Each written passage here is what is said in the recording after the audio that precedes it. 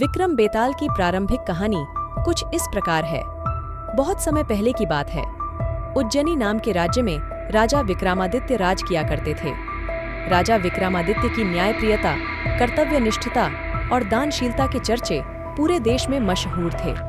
यही कारण था कि दूर दूर से लोग उनके दरबार में न्याय मांगने आया करते थे। राजा हर दिन अपने दरबार में लोगों की तकलीफों को सुनते और उनका निवारण किया करते थे। एक दिन की बात है, राज दरबार लगा हुआ था। तभी एक भिक्षु विक्रमादित्य के दरबार में आता है और एक फल राजा को देकर चला जाता है। राजा उस फल को कोषाध्यक्ष को दे देता है। उस दिन के बाद से हर रोज वह भिक्षु राजा के दरबार में आने लगा।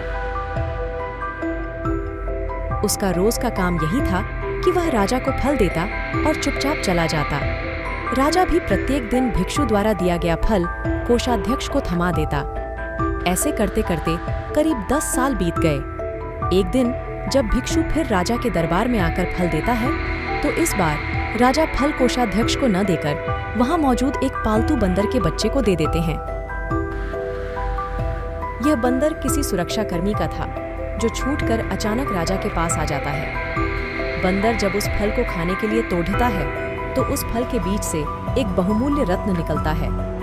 उस रत्न की चमक को देख राज दरबार में मौजूद सभी लोग हैरत में पड़ जाते हैं। राजा भी यह नजारा देख आश्चर्य में पड़ जाता है। राजा कोषाध्यक्ष को इससे पूर्व भिक्षु द्वारा दिए गए सभी फलों के बारे में पूछता है। राजा के पूछने पर कोषाध्यक्ष बताता है कि महाराज, मैंने उन सभी फलों को राजकोष में सुरक्षित रखवा दिया है। मैं उन सभी फलों को अभी लेकर आता हूँ। कुछ देर बाद कोषाध्यक्ष राजा को आकर बताता है कि सभी फल खराब हो गए हैं। उनके स्थान पर बहुमूल्य रत्न बचे हुए हैं। यह सुनकर राजा बहुत खुश होता है और कोषाध्यक्ष को सारे रत्न सौंप देता है।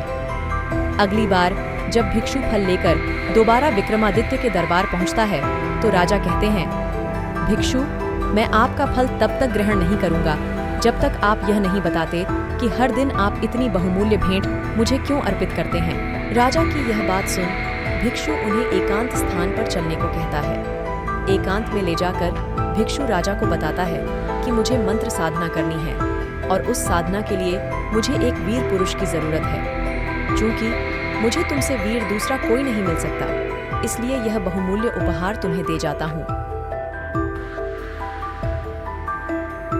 भिक्षु की बात सुन राजा विक्रमादित्य उसकी सहायता करने का वचन देते हैं। तब भिक्षु राजा को बताता है कि अगली अमावस्या की रात को उसे पास के श्मशान आना होगा, जहां वह मंत्र साधना की तैयारी करेगा। इतना कहकर भिक्षु वहां से चला जाता है। अमावस्या का दिन आते ही राजा को भिक्षु की बात याद आती है और वह वचन के अनुसार श्मशान पहुंच जाते हैं। राजा को देख भिक्षु बहुत प्रसन्न होता है। भिक्षु कहता है, हे राजन, तुम यहाँ आए, मैं बहुत खुश हुआ कि तुम्हें तुम्हारा वचन याद रहा। अब यहाँ से पूर्व की दिशा में जाओ, वहाँ एक महाश्मशान मिलेगा। उस महाश्मशान में एक शीशम का एक विशाल वृक्ष है। उस वृक्ष पर एक मुर्दा लटका हुआ है। उस मुर्दे को तुम्हें मेरे पास लेकर आना है। भिक्षु की बात सुनकर राजा सीधे उस मुर्दे को लाने चल देता है। महाश्मशान में पहुंचने के बाद राजा को एक विशाल शीशम के वृक्ष पर एक मुर्दा लटका हुआ दिखाई देता है। राजा अपनी तलवार खींचता है और वृक्ष से बंधी डोर को काट देता है। डोर कटते ही मुर्दा जमीन पर आ गिरता है और जोर से चीखने की आवाज आती है। दर्द भरी चीख सुन राजा को लगता है कि शायद यह मुर्दा नहीं बल्कि कोई जिंदा इंसान है। थोड़ी देर बाद जब मुर्दा तेजी से हंसने लगता है और फिर वृक्ष पर जाकर लटक जाता है, तो विक्रम समझ जाता है कि इस मुर्दे पर बेताल चढ़ा है।